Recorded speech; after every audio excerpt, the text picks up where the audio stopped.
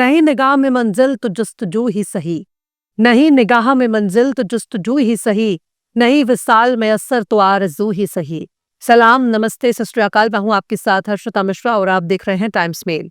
पूरे देश में इस वक्त बंगाल के चुनाव की तैयारियां जोर शोर से चल रही हैं। भारतीय जनता पार्टी और आरएसएस इस मुहिम में कमर तोड़ मेहनत कर रही है।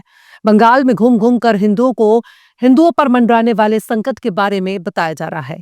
हिंदुओं को हिंदू प्रधानमंत्री और हिंदू मुख्यमंत्री के राज में होने वाले खतरे के बारे में समझाया जा रहा है, पर हिंदू है कि मानता ही नहीं।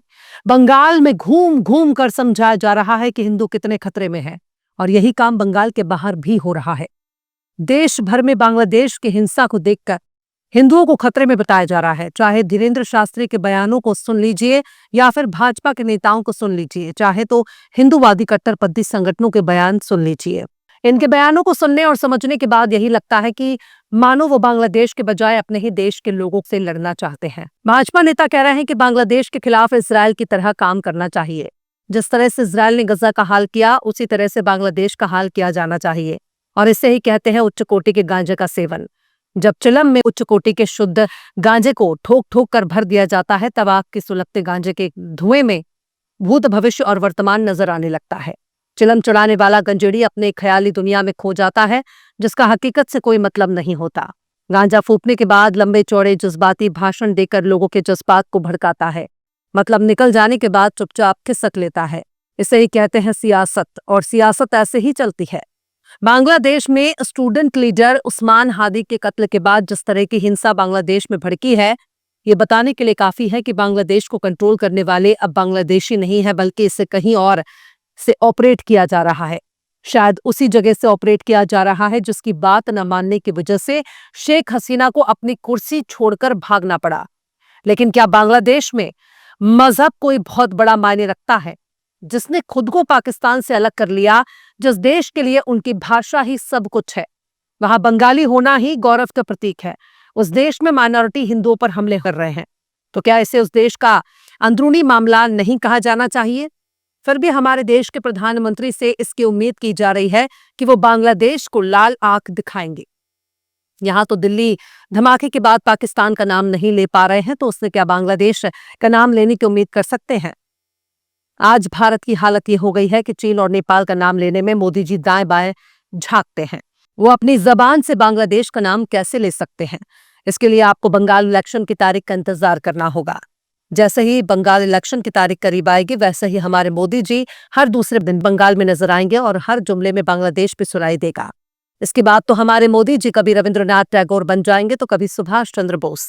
खैर, पिछली बार तो ममता बनर्जी को हराने के लिए मोदी जी ने कोविड को ही ठेंगा दिखाकर खूब प्रचार किया था। तब हमारे मोदी जी रविंद्रनाथ टैगोर की तरह दाढ़ी, मूंछ और सर के बाल लंबे लंबे बढ़ा चुके थे। उस वक्त मोदी जी ने अपनी शक्ल सूरत रविंद्रनाथ टैगोर की तरह बना रहे थे, ताकि उनको देखकर रविंद्रनाथ टैगोर को याद किया जाए। पर जेरोक्स को असली नहीं कहा जा सकता, क्योंकि ये दुनिया फोटोकॉपी से नहीं चलती। बंगाल के लोग ने भारत के प्रधानमंत्री को पश्चिम बंगाल का मुख्यमंत्री बनने नहीं दिया। वापस ममता बनर्जी ही मुख्यमंत्री बन गई और मोदी जी पश्चिम बंगाल के मुख्यमंत्री बनते बनते रह गए। खैर, मोदी जी अभी तो चुप है, लेकिन इलेक्शन की तारीख का ऐलान होते ही बंगाल का हिंदू तुरंत खतरे में आ जाएगा और मोदी जी बांग्लादेश को याद कर करके पूरा बंगाल का चुनाव लड़ेंगे। हमारे देश में 2014 से ही नरेंद्र मोदी जी की सरकार है और ये एक ऐसी राष्ट्रवादी सरकार है जो देश के नाम पर कुछ भी कर गुजरने के लिए तैयार रहती है।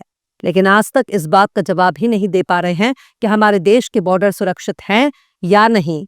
हमारी जिन सीमाओं पर देश की सेना तैनात है, पैरामिलिट्री फोर्स तैनात है, उनकी मौजूदगी में क्या बांग्लादेशी गैर कानूनी तरीके से भारत में घुसपैठ कर सकता है?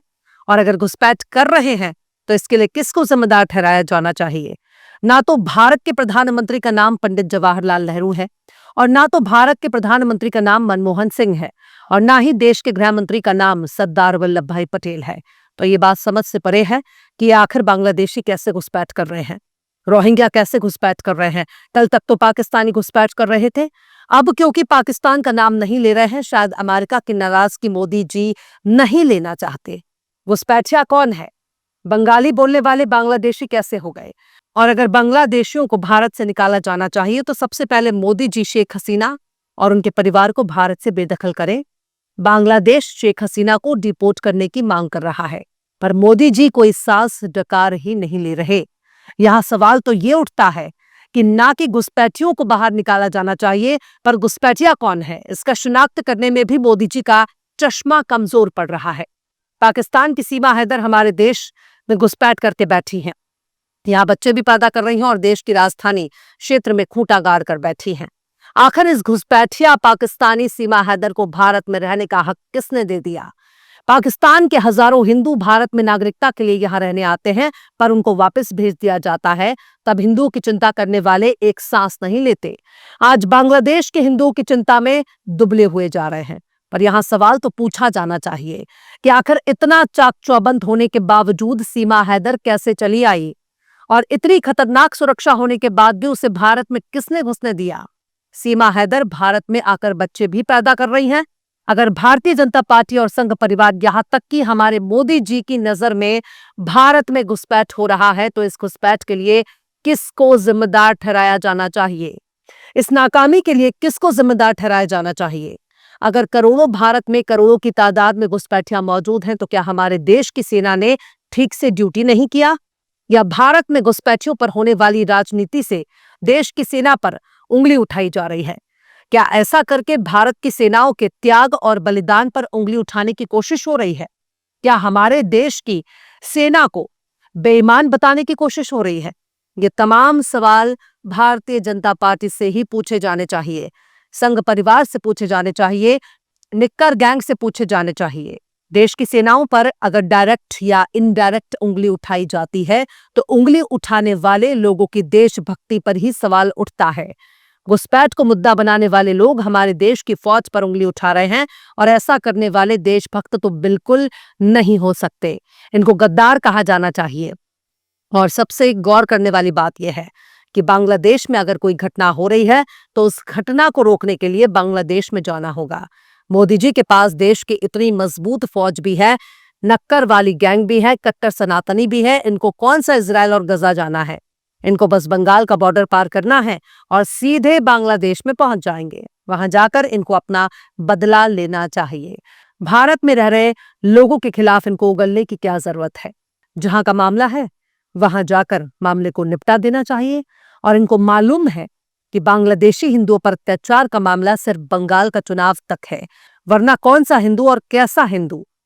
बहरहाल चलते चलते आखिर में शकील बदायूनी ने भी क्या खूब फरमाया है, कांटों से गुजर जाता हूं दामन को बचाकर, कांटों से गुजर जाता हूं दामन को बचाकर, फूलों की सियासत से मैं बेगाना नहीं हूं। फिलहाल इस खबर में बस इतना ही। ये एपिसोड आपको कैसा लगा कमेंट बॉक्स में जरूर इससे बताइए। पसंद आए तो लाइक करें, शेयर करें, और बेबाक निष्पक्ष स्वतंत्र पत्रकारिता को सपोर्ट करने के लिए आप हमारे चैनल टाइम्स मेल को जरूर से सब्सक्राइब करें और बेल आइकन की घंटी वाली बटन जरूर से दबा दें, ताकि आपको हमारे आने वाले नए वीडियो का नोटिफिकेशन फौरन ही मिल जाए। फिर मिलते हैं किसी और वीडियो में एक नई खबर के साथ। हर्षिता मिश्रा को दीजिए इजाजत। जय हिंद। अगर अभी तक आपने हमारे चैनल टाइम्स मेल को सब्सक्राइब नहीं किया है, तो जल्दी से सब्सक्राइब कर दें और बेल आइकन भी प्रेस कर दें।